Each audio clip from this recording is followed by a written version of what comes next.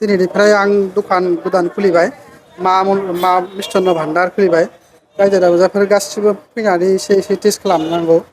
ओमफ्राय गासिबो फैयोबा एसे आंबो उत्साह मोनगोन ओमफ्राय गासिबो मानसिया मोजां मोनोबा फैनो हागोन ओमफ्राय मा बुंगोन गासिबो मानसिया फैनांगौ बेनो आंखौ उत्साह खालामनांगौ बेनो आं आसा खालामो रायजोखौ मानसिनिफ्राय दखाना मा मिष्टान्न भान्डार होबाय नामा मिथाइनि आइटेमा गासिबो मोनगोन जेनेबा मिस्थि सन्देस रसमालाइ कालागान ओमफ्राय मिथाइनि आइटेमा गासिबो थागोन आरो दय मिस्थि बेबायदिखौ गासिबो थागोन पनिर थनिर फुरा निरामिस थागोन फुरा भिस थागोन बेखौ लकेसना बे मणिपुर टेलारनि खाथियाव गावलिया बेंकनि खाथियाव गावलिया बेंक मणिपुर टेलारनि खाथियाव गेजेराव दस्रानिफ्रायबो एसे खमसिन नामा दामा एसे खम जागोन ओमफ्राय माबा मिथाइबो